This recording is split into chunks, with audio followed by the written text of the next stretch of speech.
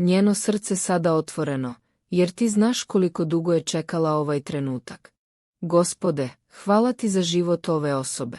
Očisti njeno srce, umiri misli i dušu. Prihvati njenu prošlost, sadašnjost i budućnost. Blagoslovi njenu porodicu, sačuvaj je od svakog zla i gubitka. Daruj zdravlje, ljubav i mir njenim najbližima. Gospode, isceli njeno telo i dušu, očisti krv, ukloni bol i nemir. Isceli njene najmilije od nemoći i daruj snagu i obnovu.